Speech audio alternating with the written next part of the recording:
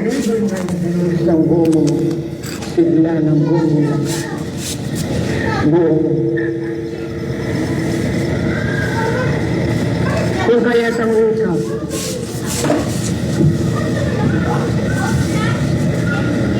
nang dahil sa pag-ibig ng Diyos sa inyo, sa kaibihang ginawa ng tao, sinugo ng Diyos ang kanyang bugtong na anak.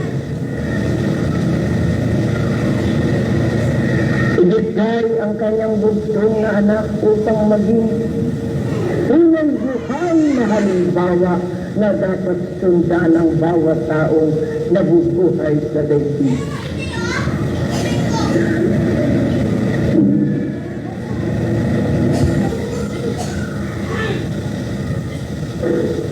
Pagkatapos na matubos ang kasalanan ng sangkatauhan,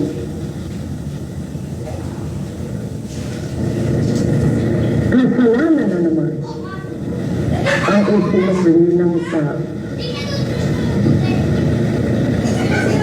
Narito ang Espiritu na isinangako ni Jesucristo na nagbibigay din sa inyo ng buhay, ng liwanag, ng landas na dapat ninyong taluntunin upang kayo ay tunay na maging mamamayan sa kaharian ng Diyos. Paano kayong mamamayan sa kaharian ng Diyos? Kung dito sa lupa, hindi niyo matanggap ang salita ng Diyos, ang kaharian ng Diyos. Maraming nagdarasal, maraming sumisigaw, maraming ang umaawit. Ang sabi nila, Hallelujah! Praise God! Praise the Lord! Subalit ayaw nilang tarakin ang nilandas ni Jesucristo. Ayaw nilang tanggapin ang simbahang tatag ni Kristo. Paano sila ngayong nakararating sa kaharian ng Diyos? Marami ang nagsasabi, sinampalataya si Kristo ay Diyos. Maliligtas ka. Sumampalataya ka man, hindi mo sinusunod. Ang sinabi ni Kristo, paano kang maliligtas?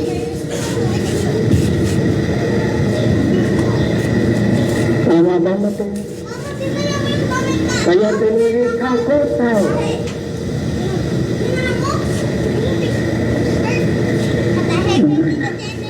Kung tunay yung minamahal sa Kristo, sa Kristo Diyos,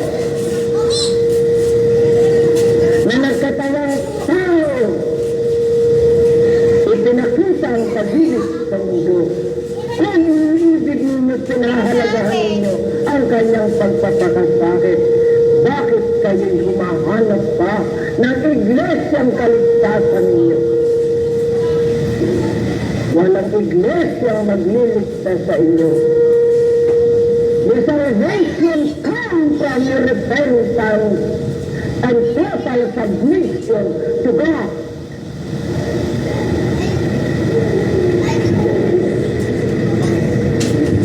Sigarin nyo man ang sigaw mula rito sa buong mundo na kayo tagasunod ni Kristo kung tunay kayo tagasunod ni Kristo. Sinabi na sa Kristo, sa batong isa ang sinatatag ko, ang simbahan ko, ang iglesia ko. Paano nyo ngayon ibigin si Kristo kung kayo'y sumama sa iglesyang tatag ng tao?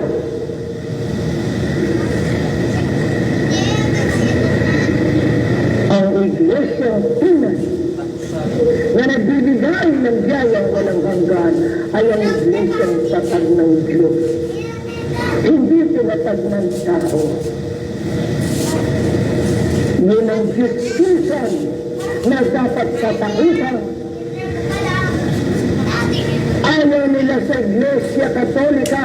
apostolika dahil may mga rebulso.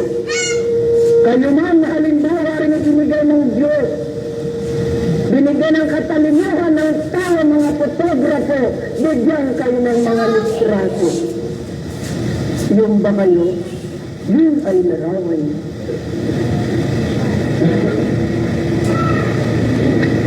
Ang mga rebulso niyan ay replika ng Espiritu Santo. Replika ng Diyos. Hindi mo ng Diyos. Sa pamamagitan niyan, kayong sumasampalataya sa Espiritu ng Diyos. Ang Espiritu ng Diyos. Yan ay kahoy, rebulso ni Maria.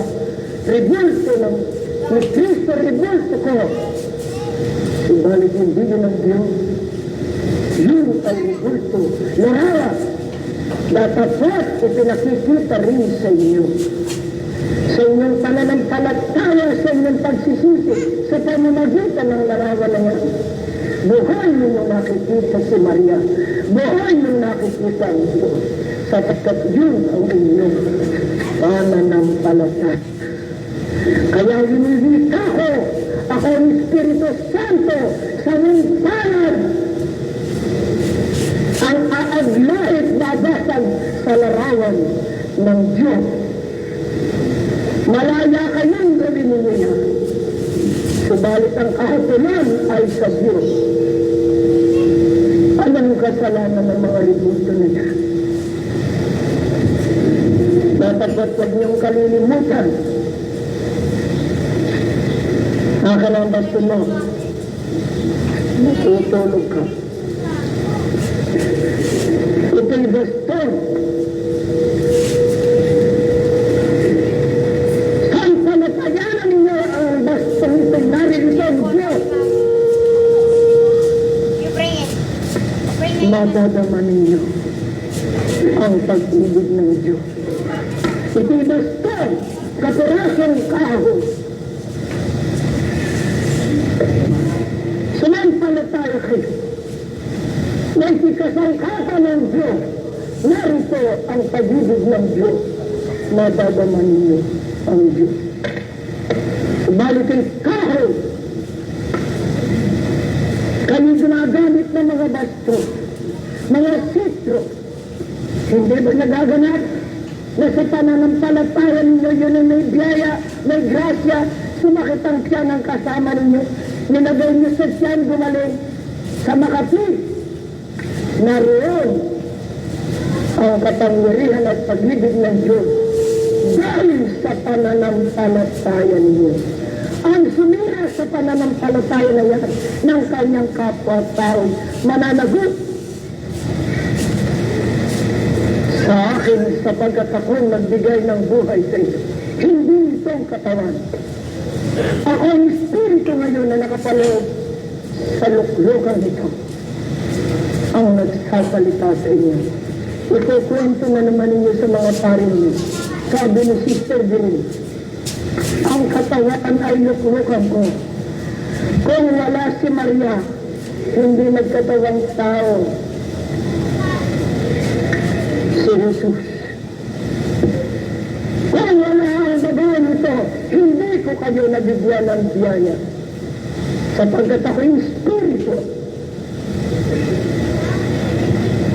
Hindi si Virginia, hindi ang banal na luklukan ang nagsasabi sa inyo. Ako ang salita ay Diyos. Ang Espiritu Santo ang nagsabi sa inyo.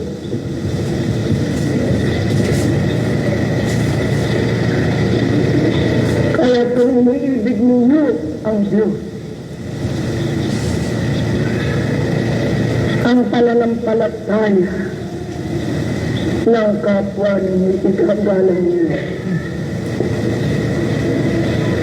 Ang tunay na pag-ibig, may kabuhok na winika ni Kristo, hindi niyo babaguhin, hindi mo iiwanan.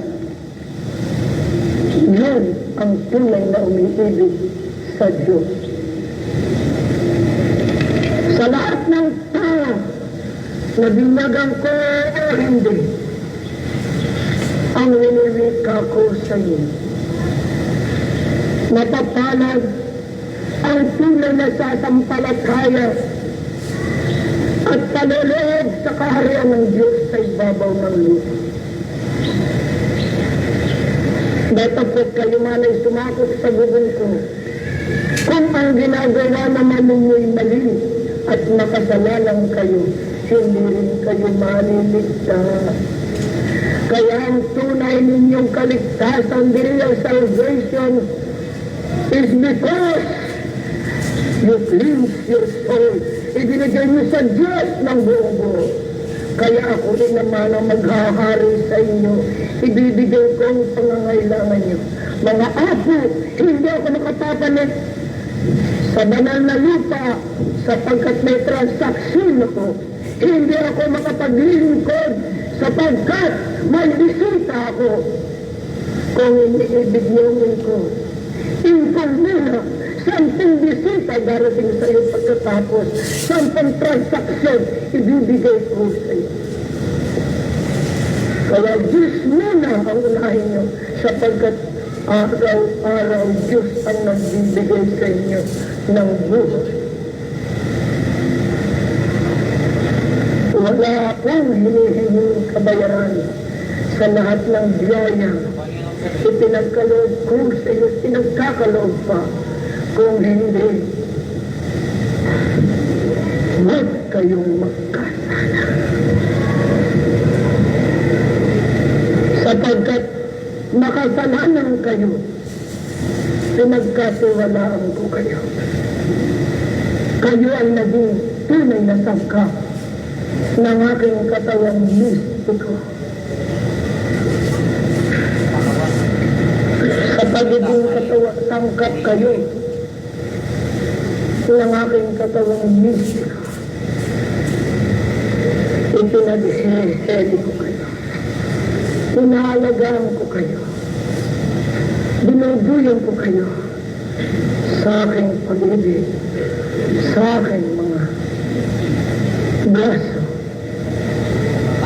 Dapat ang ibinagang tinili sapagkat wala kayong maraming pera. Diyan ka muna ingkong. Hahanap muna ako ng pera. Diyan ka muna, Panginoon, sapagkat ang isang Panginoon ko ay naghihintay sa akin. Diyan ka muna, Panginoon, dahil tatapusin ko ang aking transaksyon. Pagkatapos ko ito, maglilingkod ako sa iyo.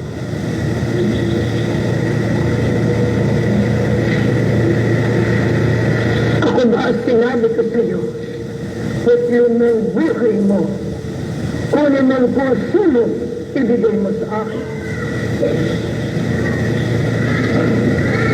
Sambitin mo lamang mahal na ito.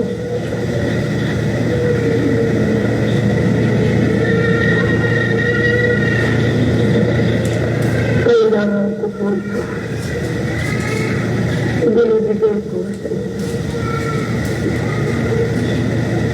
Dito po itong hindi mo matanggap agad. Teka mulayin ko. Hindi ko pa nagagawa. Hindi ko pa nakakamtan ang biyayang kailangan ko. Saka na ikaw. Saka na ikaw. Kung akong magsabi, kukunin ko mo ng buhay niyo. Saka ako na ibibigay. Anong mangyayari sa inyo? Sa bayan ng Pilar, may isa akong pinatakan na makasalanan na nagsisi, na nalalang isang gabi. Diyos ko, isama mo naman ako. Nakita ko ang impyerno. Nakita ko ang kaharian mo. Sapagkat iniibig ko at nagsisi, isinama ko, naiwan ang katawan niya. Nakita ng asata, patay na ang aking asawa. Kumuha ng embalsamador. Inalisan ng bitok. Inalisan ng dugo.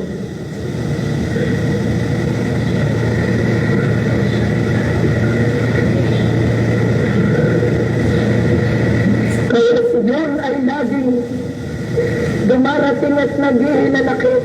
Bakit ninyo sinira ang katawan ko? Tama ba yun? Si Adriana, dito sa altar na ito nang sabi sa asawa, mahal ko, bakit mo sinira ang katawan ko?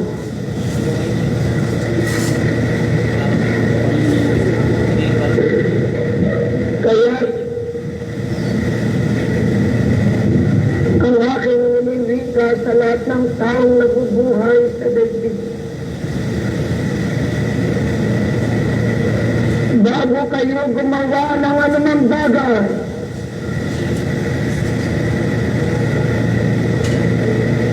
kayo ay magnilay. Lumuhod kayo.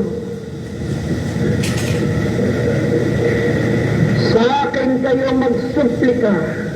Saan man kayo naroon, nasa linang man kayo, nasa bundok man kayo, nasa dagat man kayo, makakausap niyo ako. Hindi niyo ako makikita, subalit sa inyong pananampalataya, maririnig ninyo ako, madarama ninyo ako. Tama ba yun?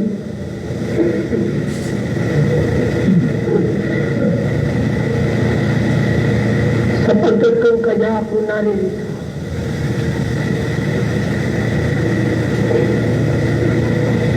ang katotohanan. Bakit nga ba ako, pagkatapos ko ng tinubos ang kasalanan ninyo, eto pa ako ngayon, na nagpapakasakit.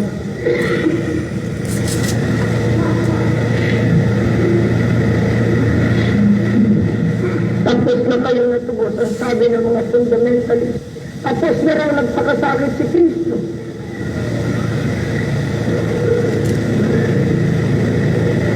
Tapos na yung patay na si Kristo, bakit daw mabubuhay dahil doon sa hostia?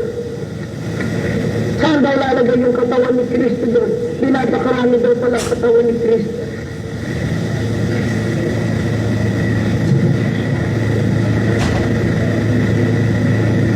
Bakit ako mangungumpisan sa pari?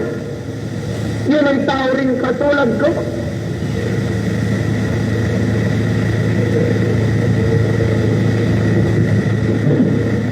Subalit kung sumasampalataya kayo, wala kayong pag-aalinlanganan, sapagkat yun ang kautusan ng sakramento ng Diyos sa ibabaw ng lupa.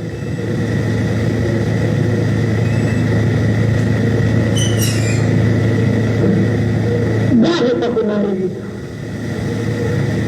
Sapagkat ito na ang huling panahon para sa inyo sang katauhan, na dapat sa panahon na ito'y magbagong buhay na kayo. Inihahanda ko kayo ang awit nyo sa salmo niyo. Christ has died, Christ has risen, Christ will come again. Ang nais ko sa pagbabalik na muli, ako rin nyo na buong katawan at dugo ni Kristo magmumula sa langit. Wala nang masasaktan sa inyo. Kaya ang aking hinihingi, huwag kayong magkasala, sapagkat katotohanan sa muling pagbabalik, ang puro na matitira ay siyang mamamayan sa walang hanggang buhay. Kaya mag-isip-isip kayo tao. Wala na kayong hahanapin pangliwanag. Wala na kayong hahanapin kaligtasan. Ang panahon na ito'y hanapin nyo ngayon na kayo'y maligtas. Hindi napakahirap. Alisin mo lang ang bisyo mo, ang pambababae mo, ang pagsusugay mo, ang pandaraya ninyo, ang pagpatay ninyo sa mga anak ninyo. Huwag mo sasabihin isang araw lang ito, isang buwan, dugo pa lang, yun ay buhay.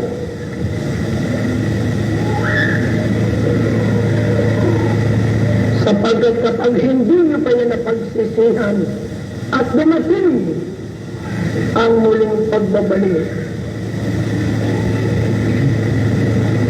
yaman man ng makakakita sa inyo ay magdurugot manginginig. Kaya wala ako hinihingi sa babae lalaki kung hindi tunay na pag-ibig. Pag-ibig ng Diyos ang sundin niyo. Sapagkat kung tunay ninyo kung iniibig, hindi niyo sasaktan o gugurlisan ng bahagyaman ang kapwa ninyo. Kayo naman mga babae, hindi niyo tutuksoin ang hindi niyo asawa. Hindi kayo nagbibigay ng kasalanan sa mata ng kapwa ninyo. Hindi kayong mga tinatakan sapagkat kayo ay nilinis ko. Kung binuhisan ko ang inyong katawan, binuhisan ko higit ang inyong kaluluwa. Huwag mo binisan ang luklukan ng mga banal na yan. Kahit hawak man lamang ng lalaki, hindi dapat. Subalit ang asawa nyo, sapagkat yan ay asawa nyo, hindi kasalanan. Dapat pati ng lalaki, hindi man kayo gumawa ng kasalanan, nabigyan mo ng kasalanan ang mata ng kapwa ninyo, kayo nagkasala ng morta. Huwag mo sasabihin, ako'y walang malisya, ako'y walang masamang intensyon. Nakabigay kayo ng kasalanan sa mata ng tao, nagkasala kayo. Kaya yan ay pag-aralan ninyo, pagsisihan nyo, ito'y panahon na, hindi na magtatagal. Ibibigay ko na ang sinasawag ninyo, last judgment, yun ang pagbabalik ko muli bilang Kristo. Kung hindi nyo na makita ang katawan ng banal na luklukan, yan ang oras ng pagtanggap ninyo ng buhay na walang hanggan. Well, sakit, kamatayan walang hanggan.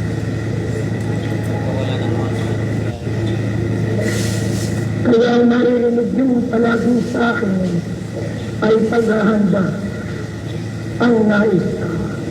Ihanda na ninyo ang kaluluwa ninyo at katawan. Huwag na kayong magnasa. Huwag na kayo.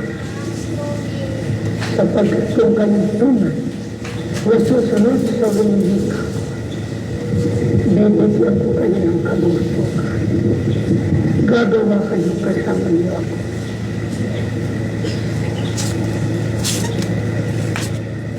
Hindi kayo magugulo sa tuloy ng salita. Hindi kayo makakataan. Sapagkat ang katotohanan, ako ang buhay. Kapag ako'y nasa inyo, hindi kayo makakataan. Mahal ko kayo. Malambit na mga anak.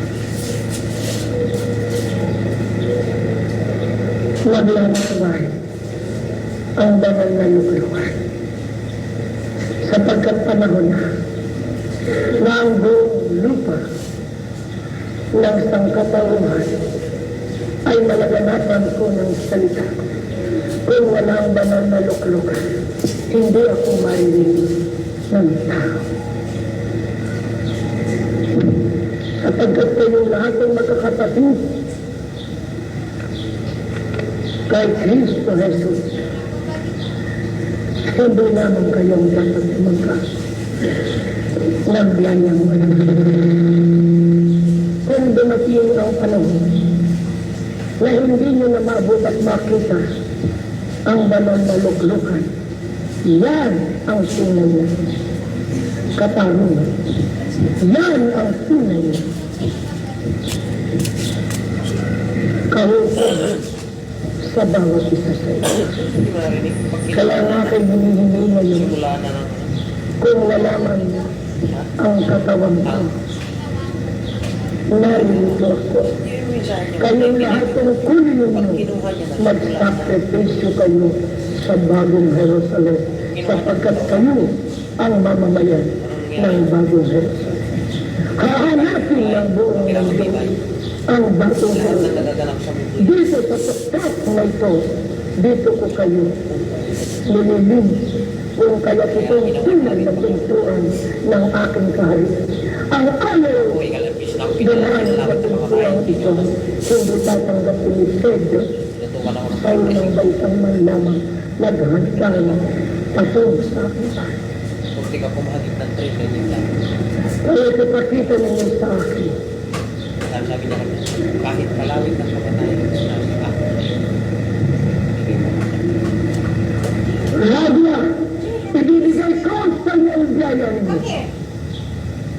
Subalit, ang para sa akin ay akin. Huwag kayong magkakamali.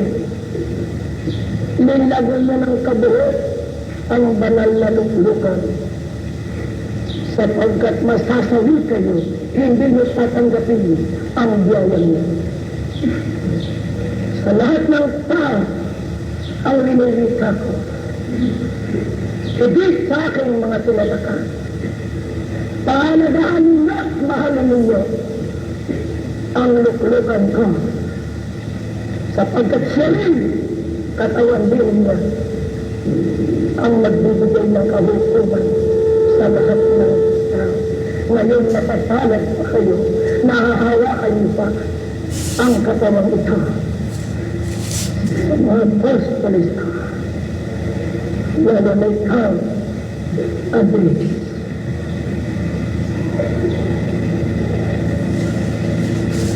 Ipag mo ang isipan mo. Walang ibang Diyos kung hindi ako. Walang ibang luklukan kung hindi ang babae.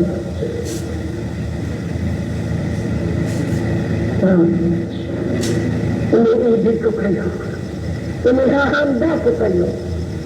Kayo'y tatanggap ng buhay na walang hanggan ayon sa inyong damdamin, ayon sa ginagawa niyo. Kaya gumawa na kayo ngayon ng lahat ng kabutihan ng kabanalan.